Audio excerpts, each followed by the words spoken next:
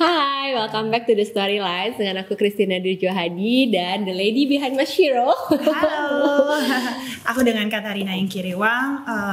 What an honor to be here with you today. No, pleasure to have you here. Thank you ya for coming. Yes. Panggilannya Kathy ya. Yeah. Aku panggil Kathy aja Yeah. berarti ya. Oke, jadi boleh kenalan dulu Kathy? Oke, boleh. Jadi aku adalah seorang istri, ibu 3 orang anak, ya kan. Sehari-hari aku di Mashiro & Co basically problem solver lah ya, doing everything. You're the CEO, right? Yes. Yeah. The CEO nih, yes. Ya kan, Chief Everything Officer, get everything done, ya kan. That's true. Ya, jadi basically sehari-hari di situ leading the team, ya kan, leading the business development, sebuah journey dari kecil banget ya kan sampai puji Tuhan where we are right now. Starting from when ya? Mashiro tuh tahun depan udah mau 10 tahun. Wah, jadi 2015 ya. We started. Bener-bener pas baru punya anak dong itu? Iya, bener banget. Sama kayak your first baby ya? Iya, kurang lebih sama kayak Eli umurnya. Oke, and 2015 waktu itu bener-bener langsung develop Mashiro. Kenapa tuh? Apa ide? Jadi sebenarnya Mashiro adalah sebuah solusi to our very own problem ya. Jadi kayak pada saat kita lagi maternity leave waktu itu kita masih kerja profesional, terus bodies change banget kan. Maksudnya it's one thing pregnancy masih ada bumnya cakep gitu kan. Tapi kan after delivery kayak badannya kok gini ya, pakai baju apa ya gitu. And then we were looking for nursing friendly baju sebenarnya. Tapi kan bajunya itu lagi dan we figured out oh ya kalau button down tuh helpful ya gitu. And then kita nyadar bahwa pas kita mau siap-siap balik lagi ke kantor, ujung-ujungnya pakai white shirt lagi, apalagi waktu itu aku masih kerja di BEJ kan. Ya in investments, jadi kayak pakai baju apa, dan suddenly this idea came back to me gitu. Waktu tuh udah sempat beride-ide gitu lah karena I saw my mom selalu pakai kemeja putih.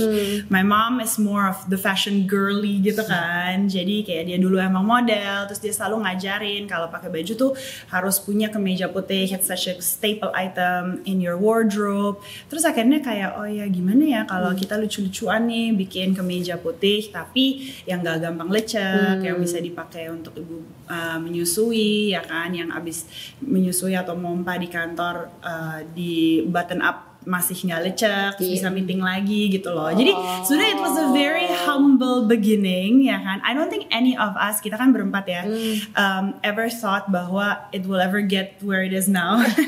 Tapi ternyata mungkin it solves a problem. Dan nggak cuma kita yang punya masalah itu. Bahwa orang mencari produk yang easy care ya kan, kualitasnya bagus, dicucinya gampang, di care for gampang, dipakainya easy, modelnya juga lumayan timeless. Jadi it hit a product market fit. Iya banget relate banget. Jadi aku kan punya anak pertama 2014 ya, dan ini 2015 launching ya gila. And I've been like a very loyal customer ever since. Semuanya punya ini Cah. Dari yang crop warna merah, biru muda, always hitam, biru tua gitu. Gue punya semua. Bahkan terakhir marun. Asli. Thank you loh. Jadi ini sebenarnya awalnya berempat ya? With your sister? Yes. Jadi Mashiro & Co tuh 2 sets of sisters. Jadi it's me and my sister, literally ya kan, sister business. And then Deborah and her sister Krisanti.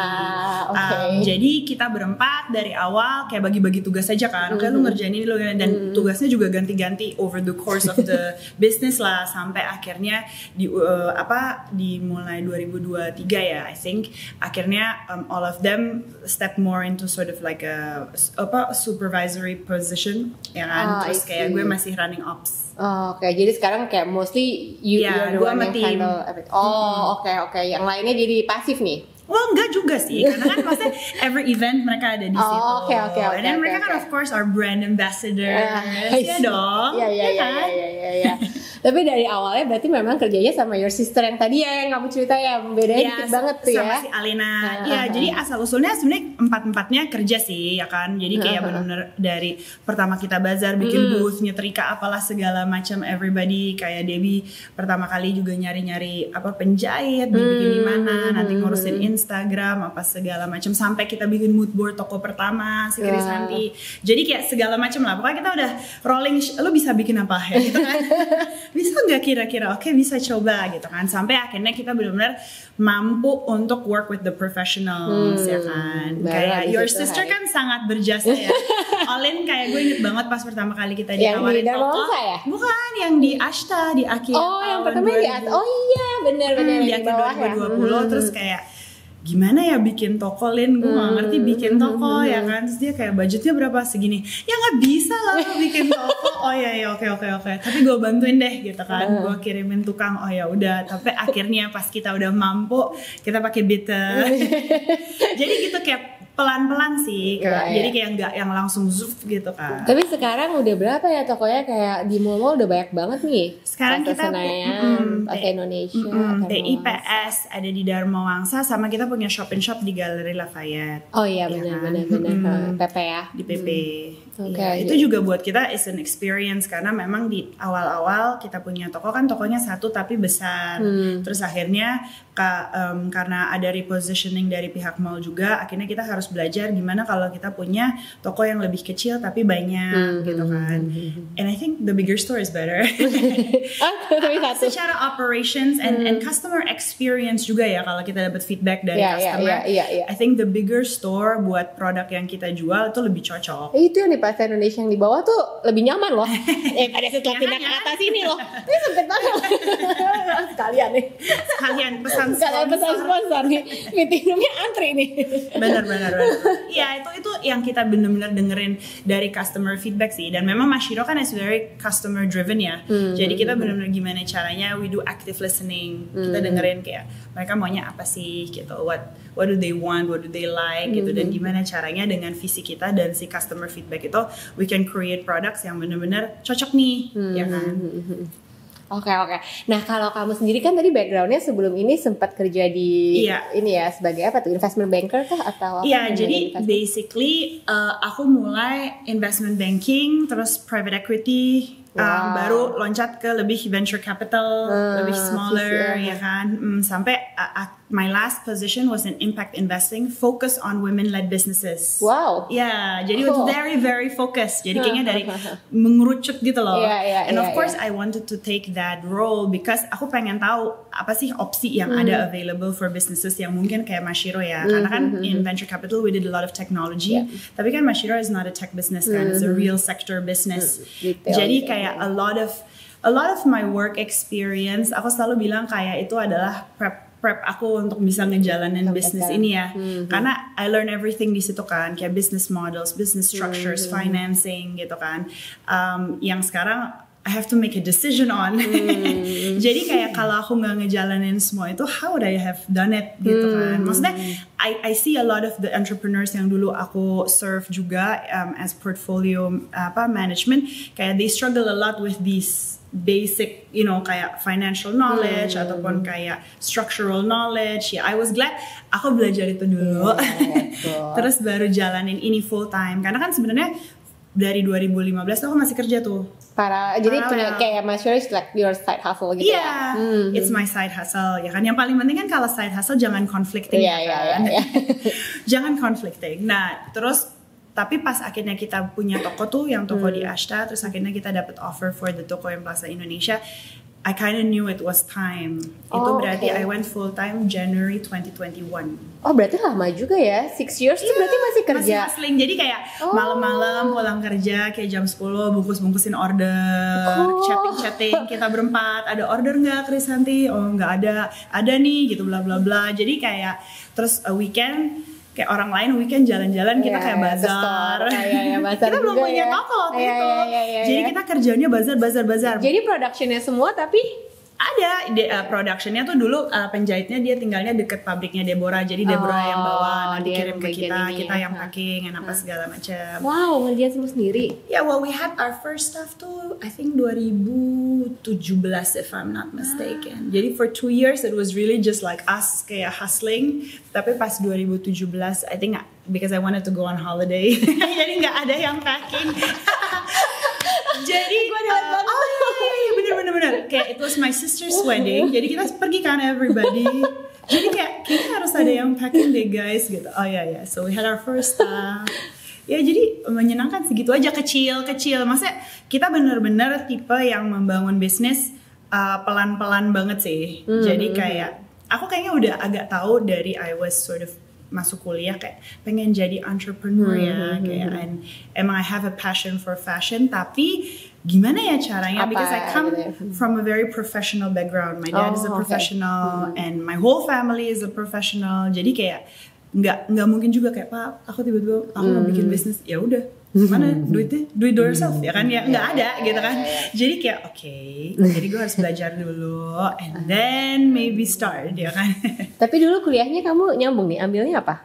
Aku ngambil business consultancy in accounting and finance majoring. Jadi makanya waktu aku udah tahu kayak gimana sih belajar entrepreneurship when you are not an entrepreneur. Dan aku belajar kayak in IB you meet entrepreneurs that want to grow their business.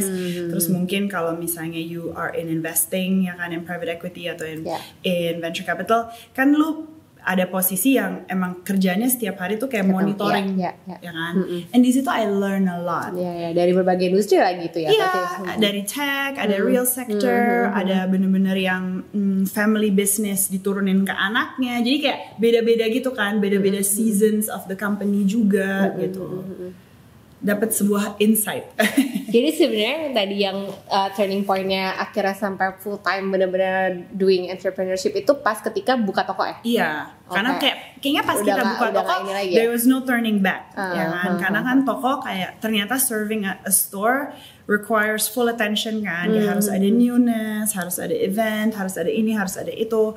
And pada saat kita punya toko pertama tuh kayak our team was like 5 people. Oh ya? Jadi benar-benar keep it small banget ya dari awal ya. Very tiny. Jadi kayak we have to have a store team. Okay, let's start interviewing store teams gitu kan, kayak no idea gitu. We have to have a store structure. Gimana caranya gitu kan. Wah, itu seru sih. Iya, seru banget. Apalagi kan you have partners gitu kan. Iya, exactly. Someone yang boleh bisa tukar pikiran juga. Jadi gitu kita ganti-gantian, oke lu yang jaga gitu kan. And then it was still COVID kan. Orang masih takut. Kita juga mikir kayak mungkin nggak ada yang berani datang juga kali ya. Kita sampai nggak bother bikin event. Pertamanya kita buka karena kita pikir nggak ada yang mau datang kan. Rame kan tapi pas akhirnya rame, terus kita pikir kayak ya udah deh gitu, bikin deh event di Desembernya. We had our first event. Karena kita pikir awalnya kayak I think people are gonna be scared. Tapi 2021 kayaknya udah lumayan. 2020. Oh 2020 mulainya. November 2020. Berarti orang udah kayak udah berapa bulan kan tuh dari Maret. Months ya. Jadi udah kayak needed to go out. Iya. Jadi ya oke lah ya. Iya, pas. Dan kemarin pas pandemi itu juga basically nggak ada challenges yang gimana ya? Maksudnya you have any problem with it kayak kemarin pas pandemi sebenarnya to be honest that's where we grew a lot. Ya kan? Karena I think people wanted to still have something they could spend on, tapi of course they were very more careful ya about their money, about their spending. Terus mereka juga benar-benar mikirin kayak oke, tapi bisa kepake nggak ya di belakang Zoom gitu kan? Iya. And I think di situ, I think the brand promise of easy care ya kan, kayak versatile itu resonate dengan situasi orang di pandemi ya. Dan di situ malah kayak kita grow a lot, dan kita juga pas pandemi kita nggak melakukan anything yang aneh-aneh sih.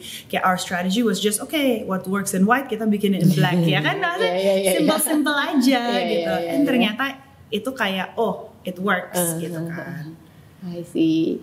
Jadi emang nggak ada yang investment gede juga yang diput yang pas pandemi kan? Enggak sih. I think pada saat pandemi, akhirnya once we saw bahwa that opportunity came with the store, that was our first big investment sebenarnya ya kan. Karena kita ngerasa bahwa kayak if we don't do it now, kapan lagi retail di dalam posisi yang kita bisa afford as a local brand kan. So I think the pandemic environment enabled us untuk maju melangkah gitu loh. Blessing in disguise ya. It was really, karena kalau nggak kayak, I mean retail was so expensive during those days, nggak mungkin bisa. How could you ever afford it? Maksudnya under a healthy P&L ya, lo nggak mungkin bisa sih. Ya, true, make sense. Oke, nah kalau jadi menurut kamu sendiri nih tantangan terbesar apa sih yang kamu hadepin sejak beralih ke dunia bisnis nih? Compare sama dulu kalau kerja di corporate mungkin masih ada safety netnya gitu kan, masih kayak berasanya ya kan ada perusahaan gitu kan. Tapi kalau ini kan like you're on your own gitu. What's the biggest challenges? I think one of the biggest challenge yang I noticed very early on, kayak Januari Februari gitulah, kalau kita udah mentok kita tanya siapa ya? I think that was the first point dimana I felt kayak aduh susah juga ya gitu. Kayak sometimes you want validation for your decision, and you don't know where to go, ya kan. Di situ I really noticed kayak we have to build a really strong mentorship nih, karena doing this alone gak mungkin, ya kan. We need people yang speak in, yang emang kayak experts in retail atau in business, yang kita bisa cross check nih bener gak ya gitu kan. Iya bener banget. Itu satu. Terus I think kedua adalah I didn't really understand, maksudnya walaupun I was running it as a side hustle kan, tapi when I brought my whole game to Mashiro & Co, and then ternyata kayak I wanted so many things gitu kan, kayak gue pengen cepet, gue pengen ini, gue pengen itu, dan kayak the burden atau gimana ya, the pressure of it all ternyata kayak super overwhelming, and I didn't know it was gonna be like that. Karena kan the business had been running, tapi I always had, masa kayak fokus gue was of course always still on the main job dong, mau nggak mau ya kan, you have to give your A game kan. Terus pas akhirnya kita kita sekarang fokus ya Mashiro & Co harus grow gitu. Terus ternyata kan BM mau ini mau itu kayak terus overwhelmed sendiri gitu kan, kayak ternyata gue masih harus managing myself sebenarnya kan, as the leader, tim gue capability-nya sampai mana gitu kan, what is possible and what is impossible, karena expectation determines disappointment kan. Jadi kayak daripada nanti ya kan, ini ya. And I mean the pressure is a privilege, tapi if you don't know how to carry it, lu juga bisa break down under that pressure banget sih. Iya pastinya, karena mental if you're used to kayak cepet ya kan. And I mean I used to always work with men, ya kan, karena kan in finance you work with men, ya kan, jadi the speed is very fast and everything. Jadi kayak I think the first couple of months gue masuk benar-benar full time, my team kayak galeng-galeng sih ngeliat gue, no kayak nggak bisa ya kayak gini gitu. Ya, jadi harus adjust kan. You have to manage your expectations. Lo pengen kesini tapi caranya gimana? And I think buat gue personally, leading myself, managing myself was probably the biggest challenge kan. Karena kalau enggak kayak I think everybody just quit kan. No with her, no. Enggak. Sekarang how many people ya in your team? With the retail team, I think we are like 45. Udah rame ya? Udah rame, ya dong. Kan toko aja 3 berapa gitu ya. Tapi kayak yang main team yang kayak tim yang di kantor. Yang di kantor lah. I think at the office we're about like 20 something, a bit more than 20.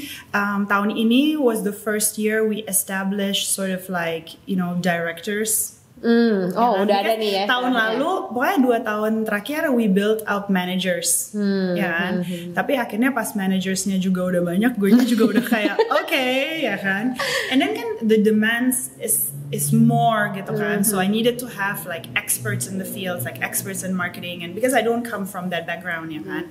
And then kayak experts in production and product development. Jadi kayak then this year kayak ya udahlah kita build that out. And then I focus on what I know. So you have the team in-house ya? Yes, nggak outsource lagi gitu kan? Berarti kan udah punya. Dulu we work together with a lot of consultants and everything, but I think once you go into a certain stage, because of course the competitiveness juga kan, kayak it's good to keep it in-house kalau udah bisa ya. Iya, agree. So for now you handle this ya. Udah ada director juga nih. Jadi enak. I mean to be honest kayak gue aja sendiri masih belajar banyak banget because they are subject matter experts kan. They have done this for years ya kan. Kayak maksudnya one of them is about my age, tapi she spent all her career in retail and marketing, you know, and sales. You know, the other one yang jauh lebih, the other two directors much older than us, ya kan, in finance and production, and they come with like a wealth of knowledge. Jadi when we're presented with a problem, jadinya kayak gimana guys?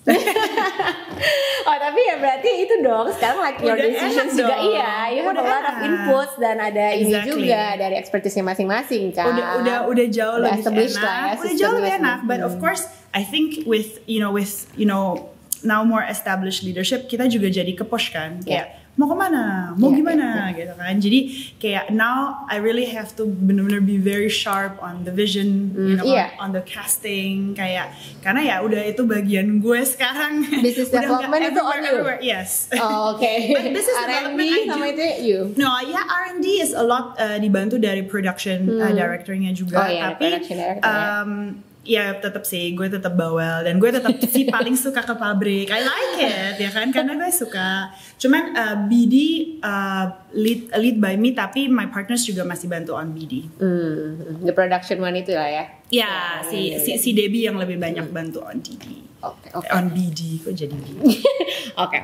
Next itu yang proses kamu buat ketemu ide sampai sekarang itu yang awalnya ya gara-gara nyusuin masih kerja dan ini ya. Bener. Emang praktikal banget sih, super enak banget dan nyapi. Super praktis. Iya bener, nyaman banget dan masih bisa kepake loh. I mean like I have ini kan dari kapan ya? Udah udah ganti segala macam bahan. And a lot of people don't notice, tapi kita kayak tweak kayak detailnya gitu loh. Jadi kayak ca-nya kan tadinya the first ever ca dia tuh bawahnya tuh square. Sekarang dia tuh rounded. Terus tadinya pleatnya nggak kayak gitu, terus sekarang pleatnya gitu. Jadi kayak with every year kita harus ada improvementnya gitu loh. Oke. Nah terus kalau dari marketingnya sendiri, tadi sekarang udah ada kayak ini juga ya? Iya. Marketing director gitu. Yes. Just lead this gitu. Oke, jadi apa nih ya, yang baru yang dari Mas Shiro kalau untuk marketingnya sendiri? I think dari tahun lalu sebenarnya ya, dari tahun lalu atau 2 tahun lalu memang we have started to do a lot of these collaborations kan. Dan kita enggak bahwa a lot our customers tuh suka. It's a novelty, it's something new, it's limited ya kan. Jadi I think Just has a lot of homework on figuring out new collaborations. Tapi mungkin kita akan mau juga collaborate nggak cuman dengan fashion designers tapi juga artists or experts in their fields gitu kan, untuk lebih kayak mengerti juga kayak misalnya I don't know a photographer atau apa, because actually we have a lot of creative people yang pakai Mas Shiro juga on a daily basis ya kan, not just like the dentist and the doctors and the professionals and the lawyers, tapi we even have like photographers, you know, creatives ya kan, yang ya udahlah gue pakai itu aja karena gue cuma pakai hitam putih misalnya gitu kan. Dan sekarang kan I mean ada buat cowok sama buat kids juga ya. Tapi I think we definitely punya banyak homework on the menswear, kita punya banyak homework on the kidswear gitu kan. Jadi I think as the overall 2025 kita akan start with a big bang, which is reopening the flagship store. Jangan ya nanti pas pembukaan. Jadi mana nih yang flagshipnya di Plaza Senayan? PS. Jadi PS pindah dari lantai 3 ke lantai 2. That's a much bigger space. Jadi kayak PI yang zaman dulu ya kan. I think that was time. It was time for it to come back ya kan. Jadi we're very excited about that. Jadi 2025 juga when we have events udah nggak harus kecil-kecil gitu karena we'll have the bigger space ya kan. And I think juga in that new space kita akan punya a new very dedicated focus on gifting ya. Karena a lot of people juga tahu Mas Shiro sebenarnya through gifting, right? Iya. Aku tuh kayak salah satu paling gampang kasih gift ke orang yang Mas Shiro ini gitu, especially to my team gitu loh. Makanya kalau dilihat kayak kayak seragamnya anak-anak tim aku gitu kan. Iya, jadi kayak kita ngeliat kayak people really like to gift. Jadi kayak kita pengen make it like more dedicated lah, you know, with the gifting station. Jadi bisa milih, you know, customize it a little bit, you know. Jadi kayak our focus 2025 will definitely be about, you know, the customer journey, you know, and getting to know the brand, ya kan. Seru ya ternyata. Iya, ada banyak bocoran. Aku boleh nggak ya bocorinnya? Tadi tanya masih 2025 kayaknya. Jadi terus kayak dedicated. Nanti juga tokonya it will be a little bit different daripada toko kita yang pertama di Plaza Indonesia, karena toko kita yang di Plaza Indonesia kan was very women's wear. Karena pada saat itu we only did women's wear kan. Nah, toko yang ini designed by Bita juga. Ya kan? It will have a dedicated menswear section, a dedicated menswear fitting room. Jadi kayak kidsnya juga dong. Ya, kidsnya itu yang masih PR ya. Iya, sama make it for teens gitu loh kan. Sekarang exactly. Cuma kayak 8 ya. At the biggest 14. Oh, 14 ya ada ya? Sekarang kan a lot of the teens tahu badannya gede kan? Bongsor, right? Iya. Itu kita masih pikirin makanya pasti 14.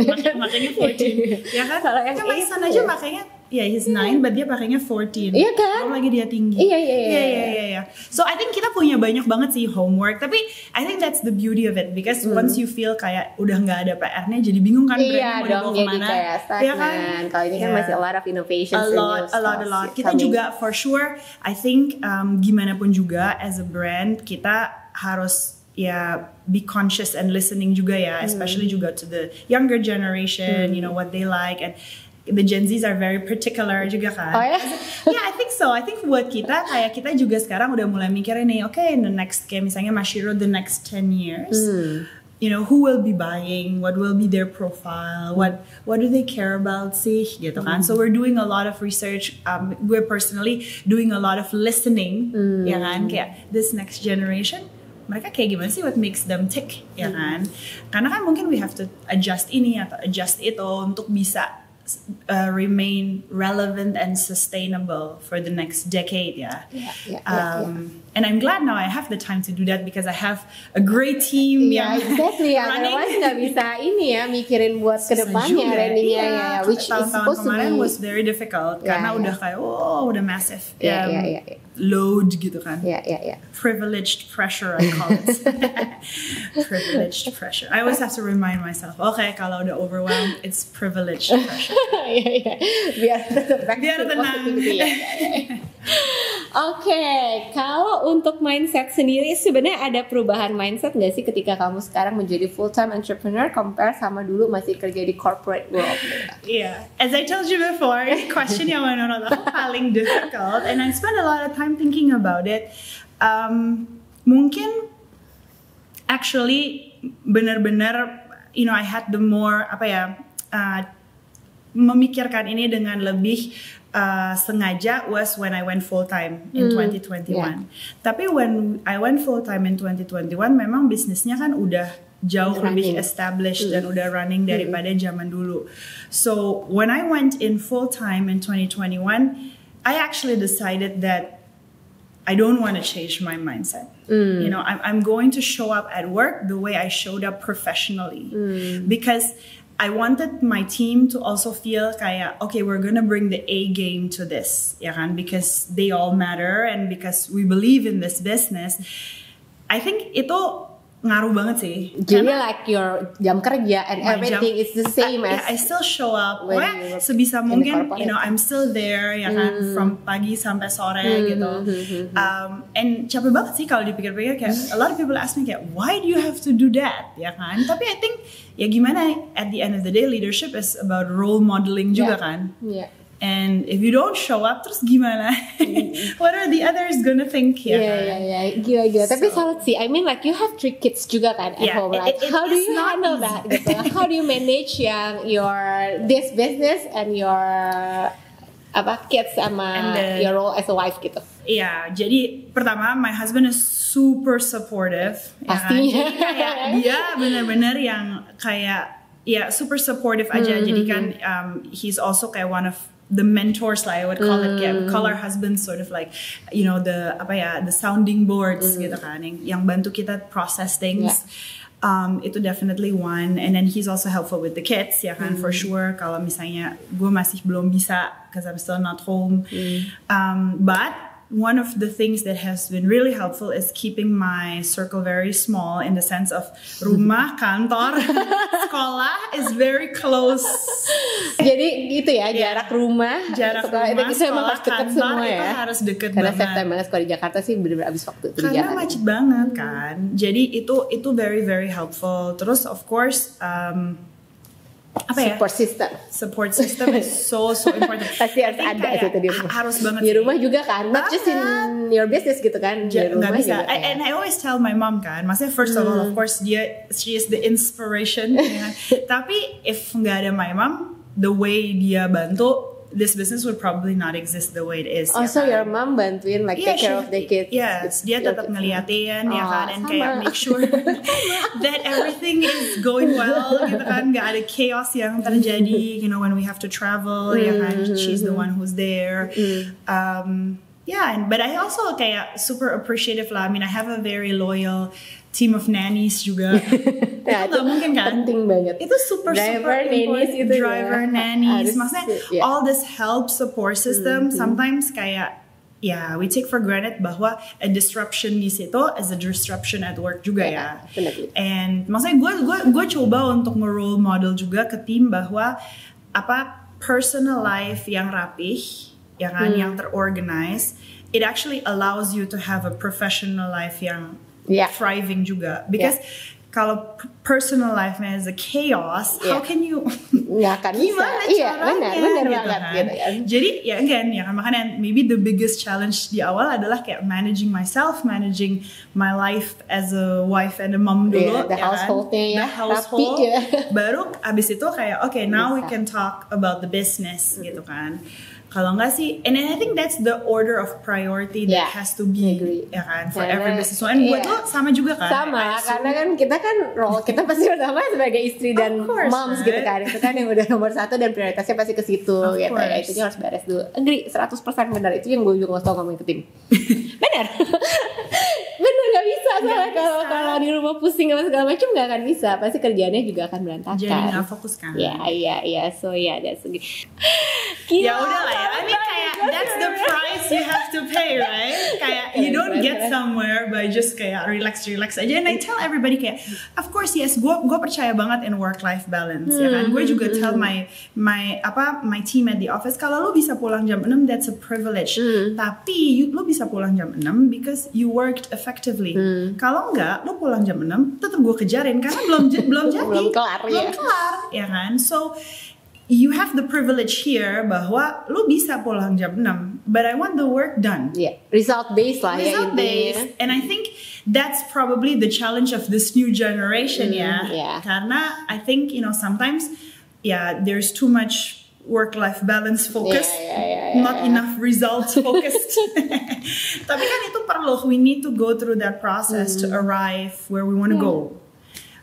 Itu yang gue selalu cuma encourage mereka kayak there is purpose in this process, ya kan? Percayalah, ayo gitu kan, semangat. Are you considering yourself as an alpha woman gak sih sebenarnya?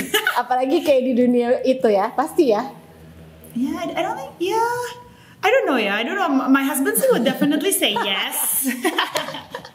yes. Iya banget ya kayaknya ya.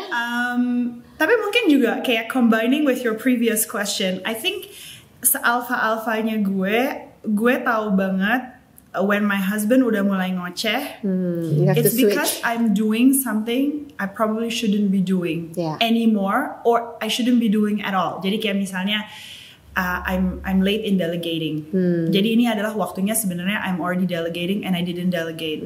Jadi makanya I'm still at the office. Atau kayak misalnya, well, there should be a team that is added to do that function and I didn't add it. Ya kan? Jadi tiap kali dia ngoceh, sebenarnya if I go nelusurin ya. Exactly. Gue nyadar bahwa mungkin ada sesuatu yang gue postpone, ada sesuatu yang I should have made that decision and I didn't, ya kan? Jadi I think se-alpha-alphanya gue, I really appreciate my partnership, my marriage, ya kan? Karena menurut gue, dia yang benar-benar ngelihat kita sejujur-jujurnya and in reality, ya kan? He sees us as the wife, he sees us as the mother, he sees us as the entrepreneur. Jadi inputnya tuh menurut gue kayak wajib banget didengerin sih. Dan you have that respect ya buat husband gitu kan, at the end of the day gitu ya. Itu penting lah, because alpha-alphanya lo, men need respect, we know that. Women need love. Jadi kayak we have to gimana caranya still maintain that, ya kan? Because that's the health of the marriage juga kan. And the chaos in that, chaos everywhere, man. Tapi ya itu ya, kita sebagai wanita pekerja mesti kontrol itu, dan di rumah benar-benar harus switch ya, udah jadi istri lagi gitu harus dengerin gitu kan sama suami kamu ngomong apa, misalnya kayak dong. Iya. Tapi kayak I actually kind of enjoy it. Kadang-kadang I feel kayak my privilege pressure I don't have di rumah. Karena he has to make the decisions kan. That's true. Jadi gue bisa kasih input, I'll tell him what I think, and he will always ask what I think. So he's the one who do the decisions making ya. Okay. Jadi kayak, okay, but you have the pressure of the decision, not me. Jadi kayak di rumah gue bisa jadi si sounding board aja, si jadi pemberi input, ya kan. Of course I have my ways with the children yang mungkin he doesn't have because ya dia jauh lebih sibuk lagi daripada gue. Gitu. Tapi I think it works for me. It can really depends on every single marriage. Tapi kalau gue, I really focus on making sure kayak the difficult decision, the main decisions in the home, he has to take it sih. Ya. Tapi emang itu perlu sih. Perlu banget kan, dia juga butuh ya untuk mendapatkan gitu kan. Lebih seneng mereka harusnya. Kalau senang, kalau semuanya on us beresin kita juga tersinggung nanti biasanya. Yes, kita harus jaga. Iya, harus jaga. Oke, sama-sama berarti. Oke, nah sekarang nih kalau misalkan kayak kamu ketemu ya cewek-cewek nih yang masih berasa stuck, mau pindah, mau start their own business gitu ya. Misalnya sekarang masih kerja kantoran tapi udah kayak thinking of building their own gitu. Ada pesan-pesan khusus yang pengen disampaikan? I think aku selalu bilang bahwa kayak while kita masih mikirin kayak what is the business idea, sering banget aku ketemu mereka selalu bilang kayak ya aku pengen banget deh jadi entrepreneur. Oh ya gitu, do you already know what you wanna do? Enggak sih, belum ada ide. Sering gak sih? Iyalah. Atau mau ngapain tapi main bisnis. Iya, terus aku selalu kayak oke, gitu. Maksudnya then I was like okay, dan mungkin masih harus lebih banyak mencari ya kan. Maybe mencari tahu yourself, you know, what problems you see or even you have ya kan. Kayak my business partner Deborah, maksudnya when she started Hairbiology dengan si superfood bubuk itu, it was because dia sendiri susah nyusuin, right? And then kan dia males makan katuk sendiri gitu kan. Jadi kayak okay, so she made it into bubuk form and it's so helpful for a lot of people karena tinggal diseduh. Sekarang kayaknya udah bisa pakai kapsul juga dan segala macam. Maksudnya sometimes we underestimate our problems and then we think kayak nggak penting lah, too small, nggak mungkin lah gitu kan. Padahal ya even the Mashiro initial problem kayak bisa dibilang petty, bisa dibilang kecil, nggak penting lah ya gitu kan. Tapi kayak if it comes back and lo kepikiran itu terus, maybe it's worth a try, ya kan.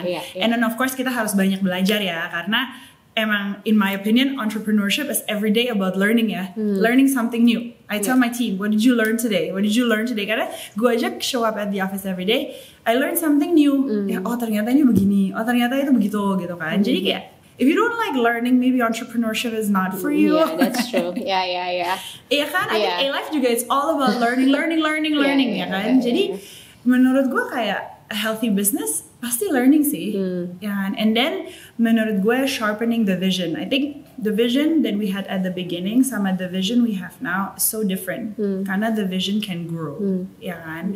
Tapi there is something that is sort of the silver lining, ya kan, atau kayak garis merah yang kita keep.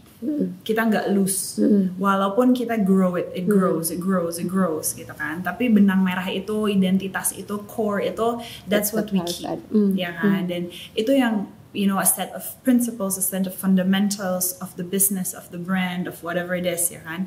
Yang kita yakin banget dan even the vision grows, ininya tetap relevant, and I think that's what sets very successful and long-lasting businesses from others yang mungkin lebih short-lasting ya, karena ininya tuh terombang-ambingkan gitu loh, jangkarnya gitu loh.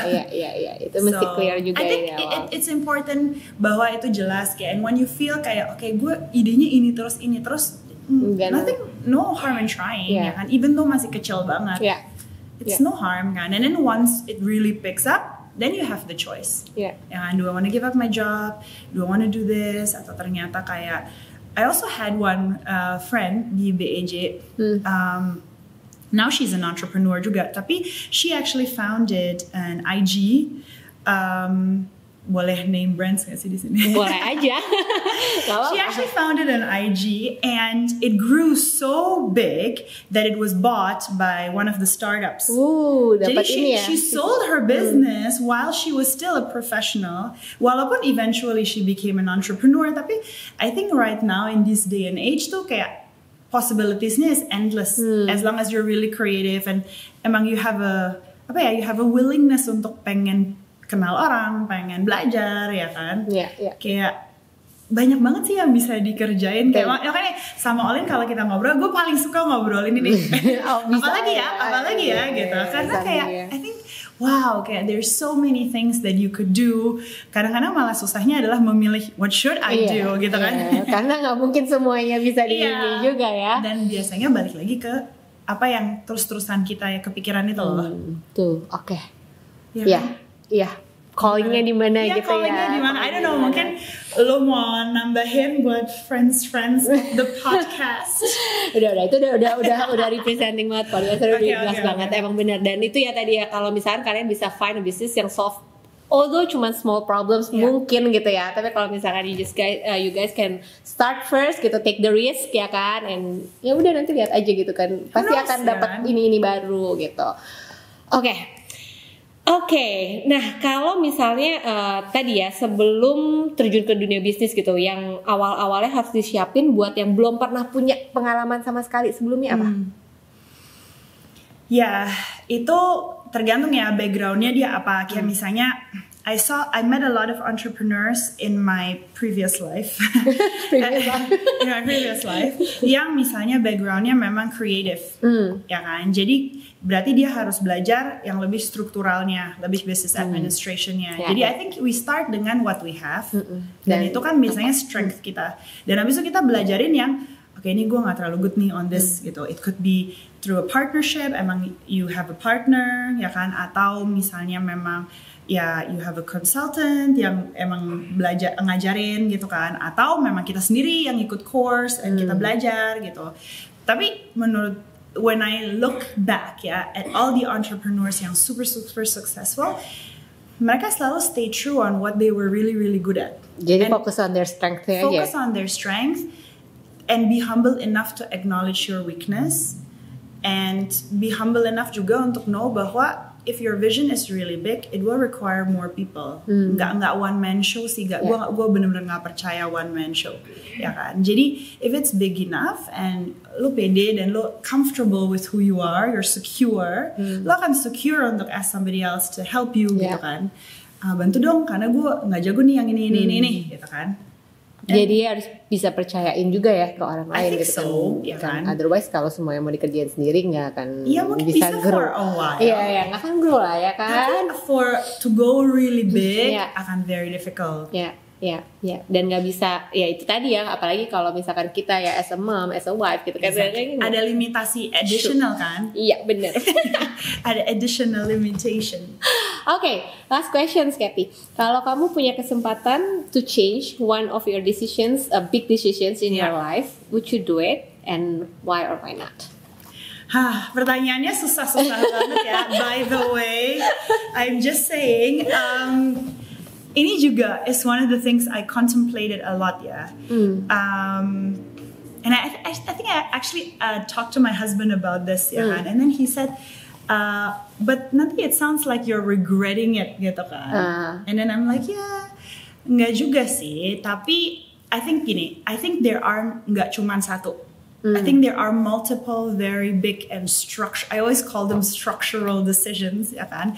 When we built Mashiro & Co, yang maybe now in hindsight I would have done differently.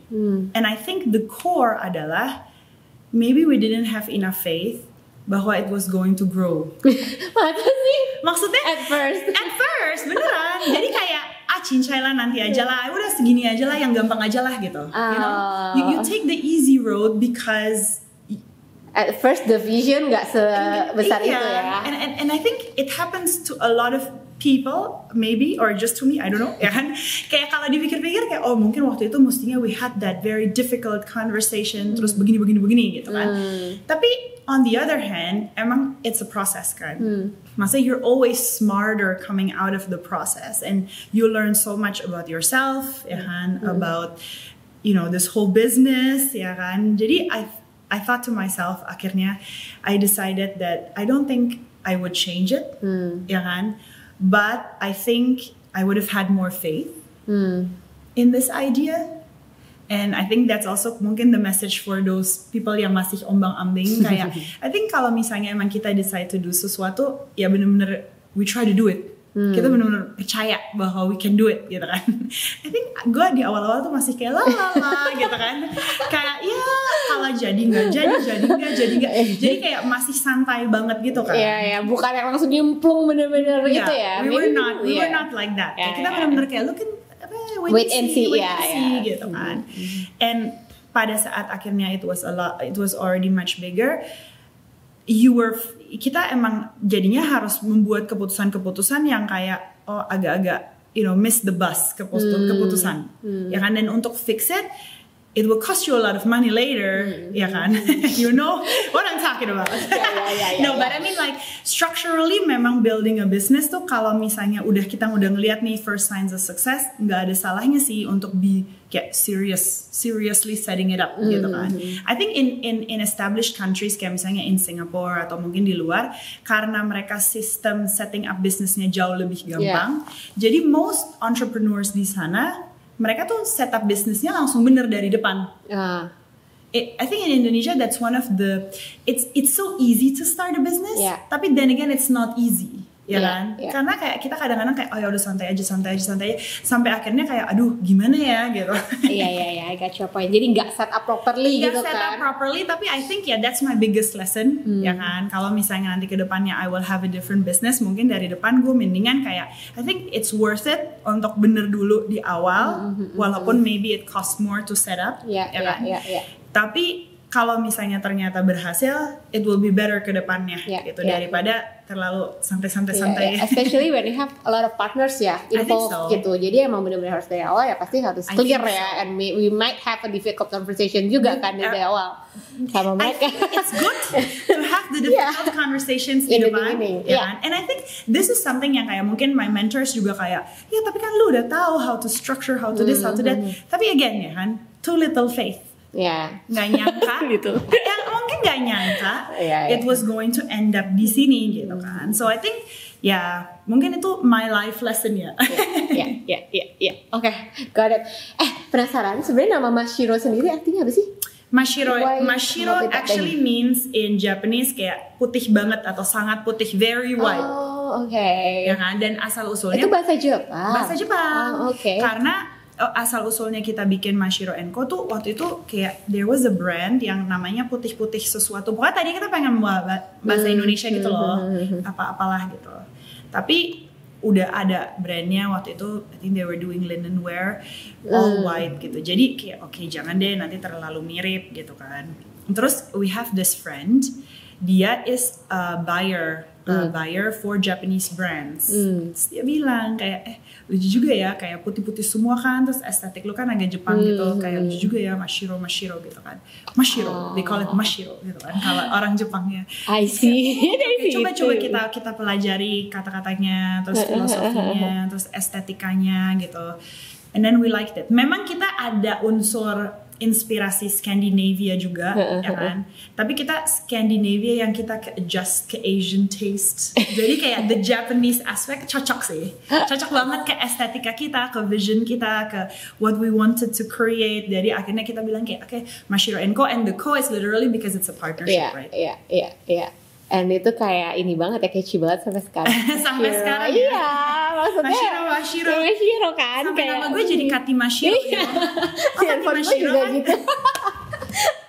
Lebih gampang daripada yang asli. Sampai kayak oke, fine. Yang asli sekarang ini kan panjang kan. Iya, kan kayak banyak spellingnya juga bingung gitu gue kan. kayak iya gue tau Katmashiro kan. Iya gue kenal kayak oke lucu sketchy gitu ya. Iya makanya bagus loh. Padahal dari I think it's a good thing. Iya. Padahal awalnya berarti cuma dari situ ya. Cuman gitu aja karena kita mencari nama yang emang catchy. They came with that idea. Okay. Alrighty. I think that's about all. Thank you so much Thank you for so much. coming and for your insights and for everything lah ya, Semoga for all the helpful. story banget ya kan, relate banget karena aku juga backgroundnya mirip banget sama kamu gitu, kayak background sebelumnya masih di dunia finance, consulting yang kayak gitu-gitu. Terus ya gitulah, startup, new business and 3 moms as well. Moms of 3 moms. Gimana? Moms of 3. 3 moms. Iya, Moms of 3 semuanya jadi kayak Our journey lumayan mirip ya Iya, sebenarnya. makanya gitu kan. Terus kayak ya she's friends with my sister gitu kan. Yes. Sumuran juga sama Olin ternyata. Alright, itu aja dari kita hari ini. Semoga belajar banyak kalian. Thank you so much buat yang udah dengerin and bye bye. Bye.